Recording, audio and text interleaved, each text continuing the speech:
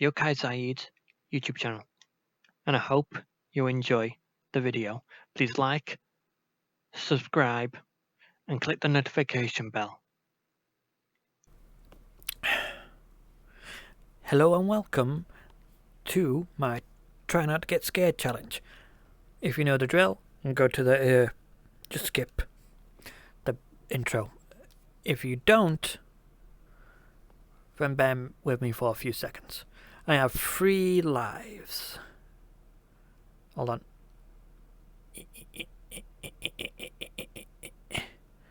There we go. 3 lives. First life taken away is the challenge, lost. Second life is my pride, and the third is my dignity. Anyway, I would usually have a pen with me, but I wanted to use this avatar, and you got a close up on my face. It's because anything below the shoulder is a little bit too revealing for YouTube's guidelines, apparently. Anyway, like I said, I would have a pen, put 3 X's to let you know that I got scared, but I'm going to let you know verbally that I got scared. We'll be watching half of this, so if you want to watch the original, go to that channel there. So if you see me go down and that's because I have to go AFK in order for it to press the ding dongs and stuff. Anyway, if they scare me once, they get a subscribe. Scare me twice, they get a notification bell. Sorry, let me rephrase. Rewind. If they scare me, they get a like. If they scare me twice, they get a subscribe. If they scare me 3 times, they get a notification bell. Now, if the subscribe and a notification bell is already done, then I will leave a like, leave a comment, and share the video. Now, like I said, go to this channel here if you want to watch the original. I'm going to be putting subtitles on just in case I need to take away the sound because of copyright bots and all that. Anyway, let's get to the watching. 20 people who disappeared and left behind creepy recordings. Covering all my bases, making sure that if something happens to me or my family or all of us, that our assets are documented. For this list, we're looking at terrifying photo, audio, or video recordings that were left behind following a person's disappearance. Which of these scares you the most? Let us know in the comments. Tiffany Witten. Maybe she's out there. Maybe she can see this. And she will know that we love her and we want her home. By the summer of 2013, Tiffany Witten was in a tough spot. She was recently fired from IHOP for stealing and her drug use. In the very early morning of September 13th, 2013, Witten arrived at a Walmart and was closely observed by security officers. They believed she was under the influence and stealing various items of clothing. They eventually confronted her at the exit, and this confrontation was captured by security cameras. The footage depicts Witten tossing away her handbag and sandals and fleeing out the door. This was the last anyone has seen of her. The young mother was last here at this Walmart. Then after that, it was like she simply disappeared into thin air. Many people suspect her boyfriend, Ashley Cottle, of foul play, but he has long proclaimed his innocence. Emma Filipoff. Just a few days before her disappearance, young Emma Filipoff was captured on camera at a Victoria, British Columbia YMCA. Filipoff was behaving in an erratic manner, repeatedly entering and exiting the building. She goes in and out the door 6 times within minutes. A few days later, cameras captured her at a 7-Eleven buying a prepaid cell phone. Shortly before exiting the store, Filipoff stops and scans the street outside, almost as if she's watching for someone. What is out there? Is she hiding from someone? Or is it all in her mind? On the evening of November 28, 2012, Filipoff disappeared from the Empress Hotel after speaking to the police. They had been called because Filipoff was walking around barefoot outside the hotel and was seemingly in distress. Her car was later found full of her personal belongings, and she has remained missing ever since. Sophia McKenna.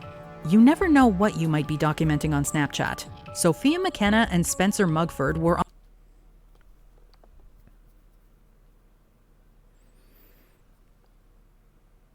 It's weird. It's like...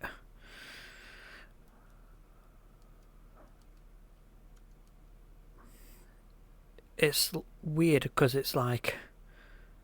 We have all these cameras and yet we can't find missing people. It's stupid. We have all this brilliant, amazing technology and yet the cameras can't even see in the dark. It's stupid.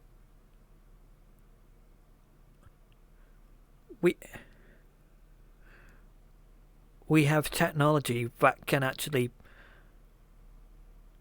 be implanted into human brains so we can control technology with our minds.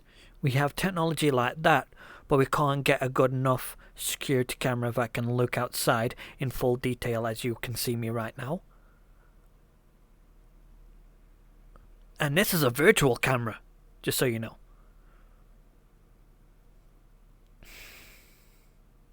It's just... Why?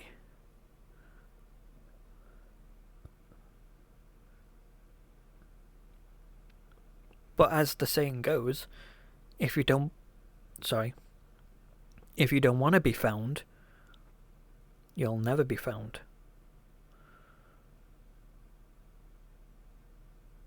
It's kind of heartbreaking words, but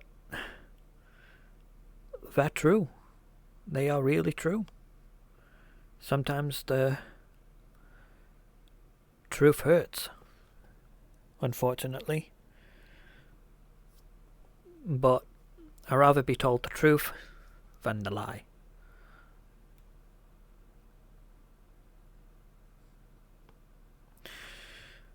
Anyway, let's continue. On the open water of Groton, Connecticut, in the very early hours of May 27, 2018. Their trip was documented on Snapchat, with one picture showing McKenna at a lighthouse and another showing Mugford in the sailboat. Said boat was later found abandoned on New York's Truman's Beach. Nearly 2 weeks later, police recovered Mugford's body in Long Island Sound. McKenna's mother came forward, claiming that 7 calls had been made to her phone between 2:05 and 2:09 a.m. They were from Mugford's phone. Sophia's phone was locked and in her car, parked at Avery Point. McKenna is still missing, and the Snapchat photos serve as the only document of her final hours. Stephen Kutcher.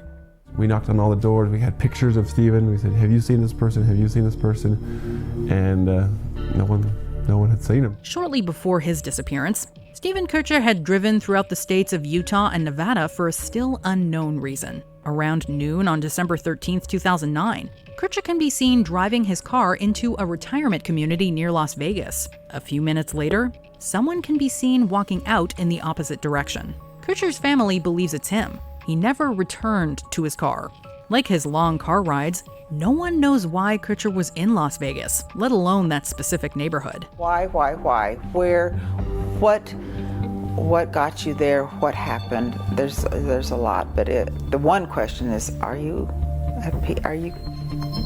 comfortable? Are you safe? Are you at peace? Later that day, his cell phone pinged a tower located about 10 miles northeast of the retirement community. Kutcher remains missing, and he left behind a ton of confusing clues that have only served to frustrate investigators and family. Abigail Williams and Liberty German. Sometimes missing people are found, but not in the way we were hoping. Young teens Abigail Williams and Liberty German went for a hike on the afternoon of February 13, 2017. They failed to meet a scheduled pickup and were declared missing at 5:30 that evening. Tragically, their bodies were found the next day.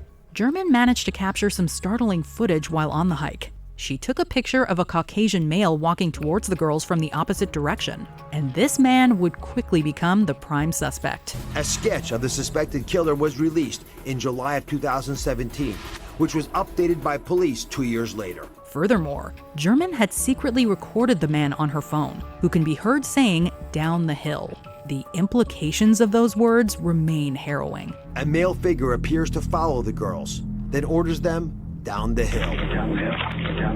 Dale Kerstetter.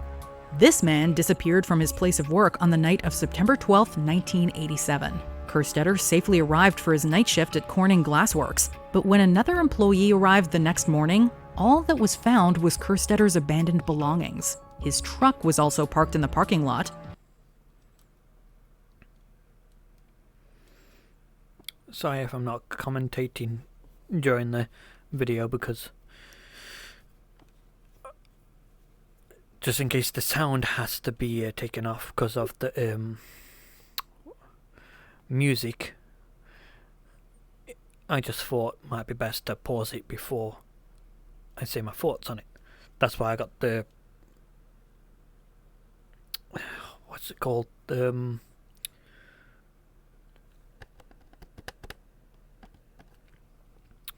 subtitles on.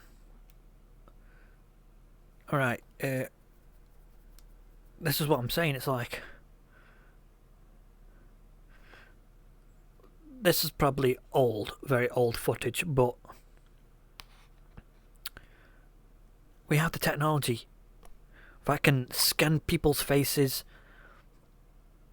bring up their date of births, their history, even their skin cells and their ancestors, and we can't identify a person who might be a potential witness into a kidnapping,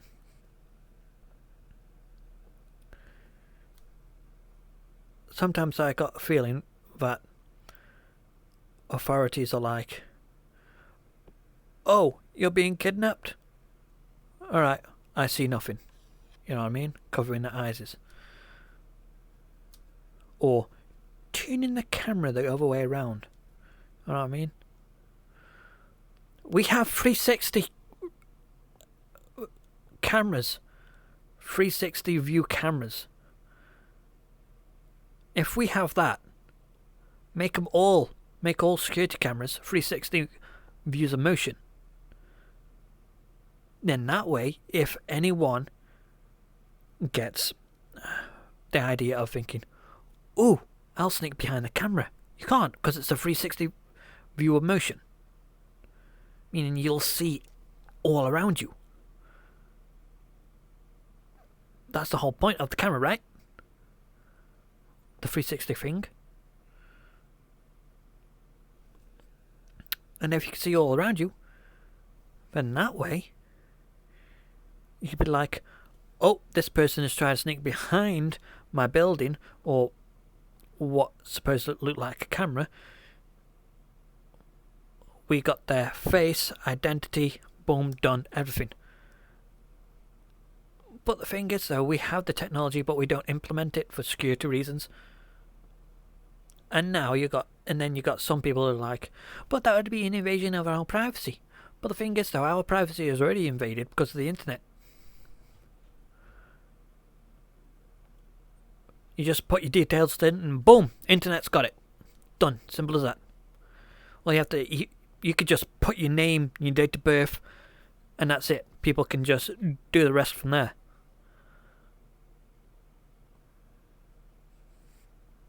Simple as that. That's why they say, or what I was taught in the past, is whenever you're using social media like Facebook, Twitter, or any of that stuff, always use fake names. And now you've got Facebook having like, "Oh, you can't use fake names and all that stuff, blah blah blah blah blah." So basically, you either use your real name, and then people will be like, "Oh, I know where you live, I'll dedox you," and all that. What is not right. Where if you use a fake name, people will be like, "Oh, you're using an alias." Fine, fair enough. And yes, if authorities will be like, "You're using a fake name, I can't identify who is who," and blah blah blah, so on and so forth. Well, that's the whole point of internet safety. media smart, internet safety. We need more internet safety adverts. To be honest, we need more safety adverts, period.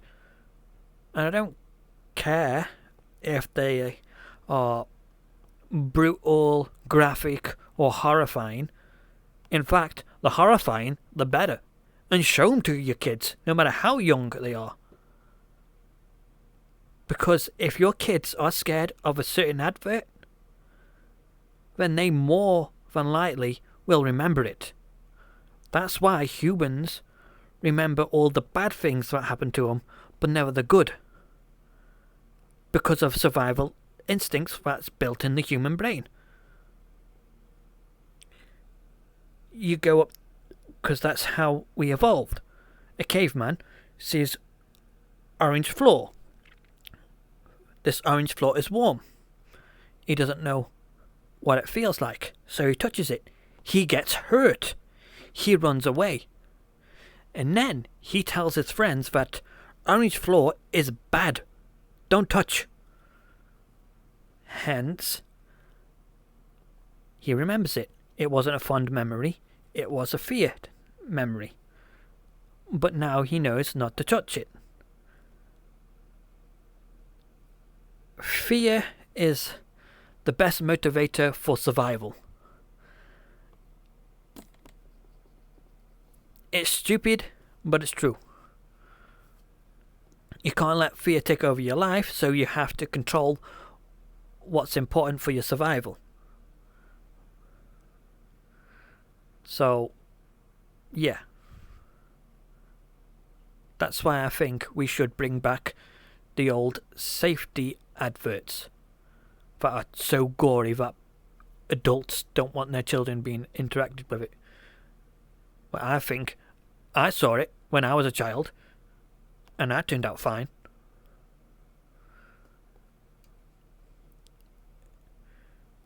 Anyway, I'll probably watch a couple of more. And about $200,000 worth of platinum rods were missing from the factory. Shortly after his disappearance, the factory's security cameras were checked. In the footage, a masked man can be seen talking with Kerstetter before escorting him away, his hand directly behind his back. First I thought, well, obviously this person, there's been some foul play. Dale's involved in foul play, and he probably is missing. It also discovered that this mysterious man had stolen the platinum rods from their kiln. Then I was extremely anxious because at that time I realized that not only did we have a missing employee, there was a good possibility that we had missing platinum in the plant. It's still unclear what exactly happened to Kerstetter. Antoinette Cayedito. The mother of Antoinette Cayedito faced every parent's greatest fear. On the morning of April 6, 1986, she went to wake 9-year-old Antoinette only to find an empty bed. I didn't start panicking until we checked with all the neighbors, went to every house, and nobody had no sight seen of her. The police were immediately called, but nothing came of the investigation. The Gallup Police Department received a horrifying phone call 1 year after Cayedito disappeared. Okay, whereabouts in Albuquerque? The frantic caller claimed to be Cayedito, and this was confirmed by her mother, who claims to have recognized her daughter's voice. Before Cayedito could tell the police anything, an adult could be heard yelling in the background, and the call was prematurely cut amid the sounds of the girl screaming. Hello? Antoinette, where are you? Antoinette? Hello? While the case technically remains open, experts believe that Cayedito is deceased. Patricia Meehan. The day before she disappeared. Sorry, that scared me. Not as in scared, but like, oof.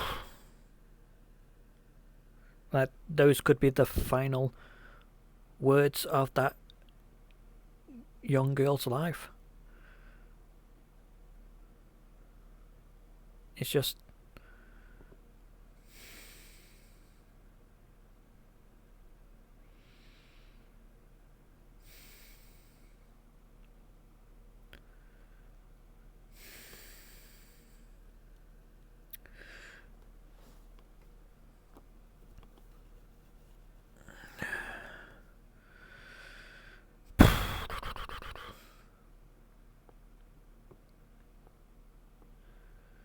Society, eh? What are you going to do about it? Sorry if the expressions are acting slightly inappropriate. It's because I'm using index, and once I move my fingers in certain places, the expressions react accordingly to my finger movements. So, sorry about that in advance. I should have said that in the beginning, but hey, this is the first time I'm doing this type of video format with the index, so see what I mean? I've done it again.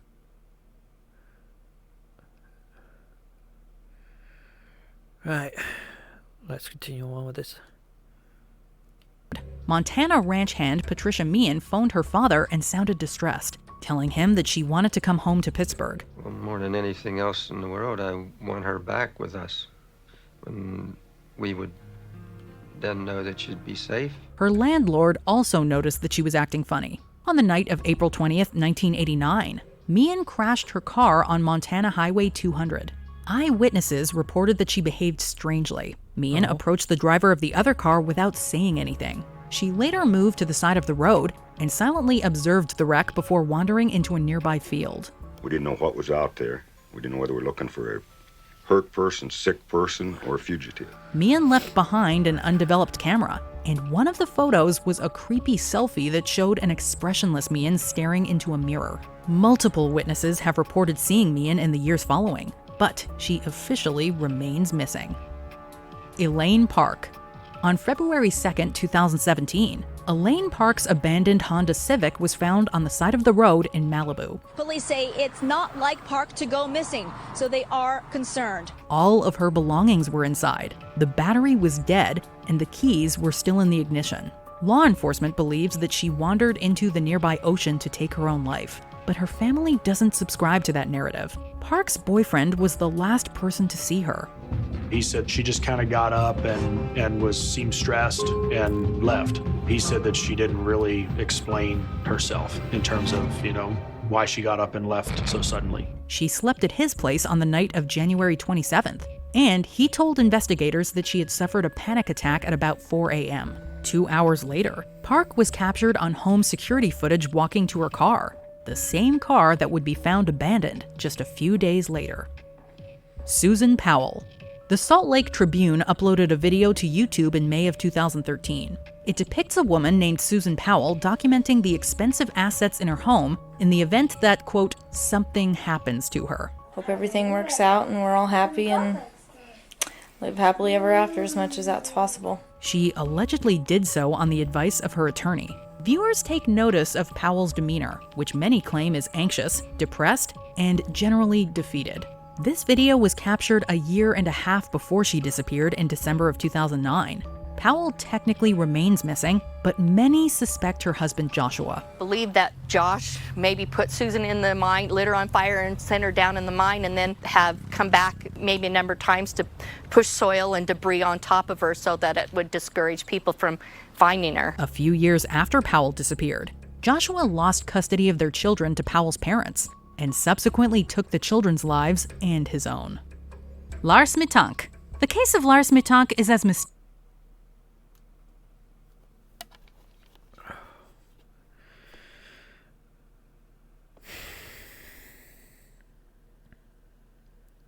It's weird, eh? Humans have evolved and adapted to be the most superior animals on the planet. And yet, we are nowhere better than any other animal. In fact, we're probably the worst animals on the planet. We may be superior in evolution, but not in anything else. Yeah, we may probably be the most social creatures on the planet, but to be honest, are we really social? Society says that humans are social creatures, but if that's the case, then Why are we killing our own kind? Why are we stealing and selling them for our own kind and that stuff? You see other animals killing other animals of their own kind because of territory. You see humans do that in war. But then it gets dark.